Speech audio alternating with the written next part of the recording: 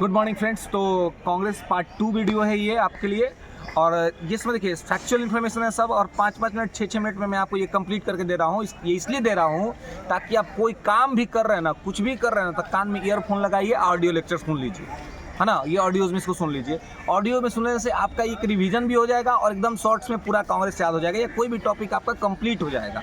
Exam में आपको सोचना नहीं पड़ेगा कि आपको याद कैसे रखना है। तो इसको और अपना फ़ोन में ईयरफोन लगाना है कान में, और ऑडियोज़ को सुन लेना है। तो चलिए, हमने 1888 तक बात की थी। तो कांग्रेस के जो इंपॉर्टेंट सेशन जहाँ से आपको सवाल बनता है, वो सारी चीज़ें मैं आपको यहाँ पे कराऊंगा। इसके बाद एक महत्वपूर्ण सेशन जो है कांग्रेस का रहा है, वो 1896 का सेशन रहा है, कलकत्ता का सेशन 1896 कलकत्ता में, और इसके अध्यक्ष थे रहमतुल्लाह सयानी। रहमतुल्लाह सयानी थे। ये इंपॉर्टेंट क्यों है? तो ये इंपॉर्टेंट इसलिए क्योंकि पहली बार यहाँ पर जो है वो राष्ट्रगीत गाया गया था, वंदे मातरम, है ना। वंदे मातरम जो हमारा राष्ट्रगीत है, वो पहली बार कांग्रेस के किस अधिवेशन में गाया गया था? तो 1896 के कलकत्ता अधिवेशन में गाया गया था, जिसके अध्यक्ष थे रहमतुल्लाह सयानी। इसको ध्यान रखेंगे, तीनों बात ध्यान रखेंगे। इसके बाद दोस्तों 1905 का जो कांग्रेस का अधिवेशन है, बड़ा इंपॉर्टेंट है। 1905 में कांग्रेस का जो अधिवेशन हुआ था वो बनारस में हुआ था, और इसके अध्यक्ष जो थे वो गोपाल कृष्ण गोखले थे। अध्यक्ष कौन थे? गोपाल कृष्ण गोखले थे। और कांग्रेस के इस बनारस अधिवेशन में पहली बार दोस्तों क्या हुआ था? तो यहीं पर स्वदेशी आंदोलन को समर्थन दिया गया था। स्वदेशी आंदोलन के समर्थन का प्रस्ताव जो है वो पहली बार यहाँ पर पास हुआ था, और साथ ही प्राथमिक शिक्षा को अनिवार्य करने का प्रस्ताव भी यहाँ से पास हुआ था। ध्यान रखेंगे, प्राइमरी एजुकेशन को अनिवार्य करने का प्रस्ताव यहाँ से पास हुआ था। इसके बाद आप देखेंगे दोस्तों कि 1906 में कांग्रेस का जो कलकत्ता अधिवेशन हुआ था, इसके अध्यक्ष फिर दादा भाई नौरोजी बने थे। 1906 के कांग्रेस के कलकत्ता अधिवेशन के अध्यक्ष कौन बने थे? दादा भाई नौरोजी बने थे। ये आपको यहाँ पर ध्यान रखना है। और दादा भाई नौरोजी ने के समय में यहाँ पर पहली बार कांग्रेस के मंच से स्वराज्य शब्द का प्रयोग किया गया। 1905 में क्या हुआ था? स्वदेशी आंदोलन को समर्थन दिया गया था। लेकिन 1906 में क्या हुआ था? तो पहली बार स्वराज्य शब्द का प्रयोग किया गया था कांग्रेस के मंच से। और स्वराज्य शब्द लिखने वाला, गढ़ने वाला सबसे पहला व्यक्ति, या जिसने स्वराज्य शब्द की बात की, वो व्यक्ति थे समाज सुधारक दयानंद सरस्वती। ये ध्यान रखेंगे कि दयानंद सरस्वती ने पहली बार जो है वो इसके बारे में बातचीत की थी। चलिए दोस्तों, तो अब 1906 आते आते क्या हुआ कि कांग्रेस में एक विभाजन का एक दौर देखने को मिलने लगा। और विभाजन का दौर क्या था? तो आप देखेंगे कि कांग्रेस में जो नरम दल और गरम दल के लोग थे, उनमें एक ही होने लगा। और गरम दल के लोग जो चाहते थे, वो चाहते थे कि कांग्रेस के अध्यक्ष गरम दल से कोई बने, और नरम दल वाले लोग चाहते थे कि नरम दल से कोई बने। लेकिन अब इसी बात को लेकर के 1906 में ही विवाद हो गया था। लेकिन विवाद को सुलझाने के लिए 6 में दादा भाई नौरोजी को अध्यक्ष बना दिया गया। तो विवाद वहाँ पर निपट गया, क्योंकि दादा भाई नौरोजी का रिस्पेक्ट गरम दल और नरम दल वाले दोनों लोग करते थे।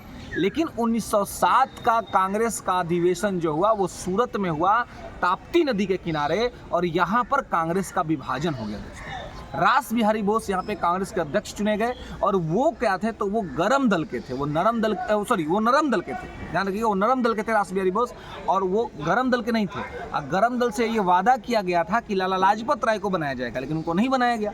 तो इस वजह से कांग्रेस में विभाजन हो गया।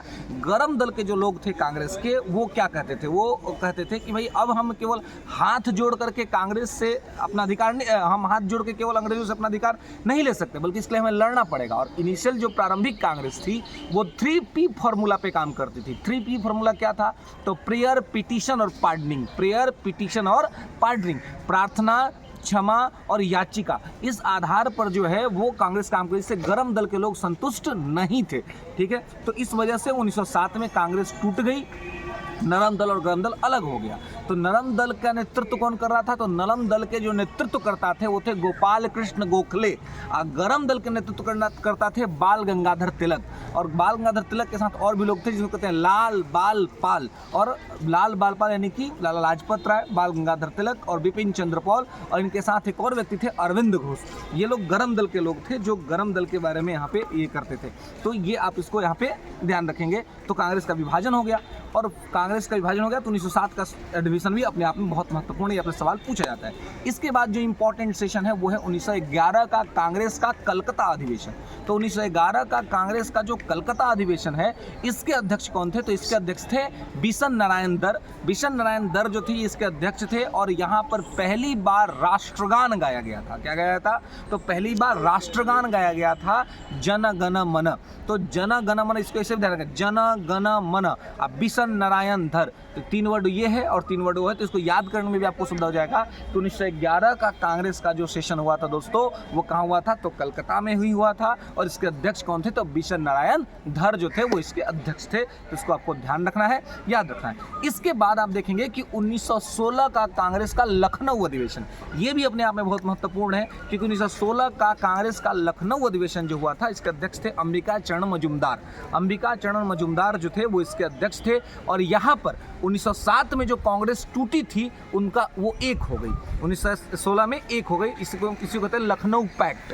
यहीं पे हुआ लखनऊ पैक्ट। और यहाँ पे क्या हो गया? कांग्रेस जो नरम दल और गरम दल के बीच जो विभाजन हुआ था 1907 के सूरत अधिवेशन में, वो 1916 के लखनऊ अधिवेशन में खत्म हो गया और नरम दल और गरम दल दोनों एक हो गए थे। और कहा जाता है कि यह एक कराने में गांधी जी की महत्वपूर्ण भूमिका थी। कल मैंने गांधी के वीडियो में आपको बताया था कि 9 जनवरी 1915 को गांधी जी भारत आ गए थे और गांधी जी के प्रयासों से कांग्रेस जो थी वो एक हो गई। उसके बाद आप देखेंगे कि कांग्रेस का जो इंपॉर्टेंट सेशन जहां से आपको क्वेश्चन बन सकता है वो क्या है? तो 1917 का कांग्रेस का कलकत्ता अधिवेशन। 1917 का कांग्रेस का कलकत्ता अधिवेशन जो है वो इसलिए इंपॉर्टेंट है क्योंकि पहली बार कांग्रेस के अध्यक्ष के पद पर किसी महिला को बिठाया गया और वो महिला थी Shrimati Annie Besant. Annie Besant को बिठाया गया था 1917 में कलकत्ता में ये पर। और आप देखेंगे कि ये कांग्रेस के पद पे बैठने वाली पहली महिला अध्यक्षा थी। हालांकि ये भारतीय नहीं थी, ये आयरलैंड की थी, ये आयरिश महिला थी। तो यहाँ पे इसको ध्यान रखेंगे। फिर अगले वीडियोस में हम आपको इसके आगे और कनेक्ट करेंगे, 1917 के बाद लेकर चलेंगे दोस्तों। तब तक सुखी रहिए, स्वस्थ रहिए और समृद्धि के साथ समृद्ध बन रहिए।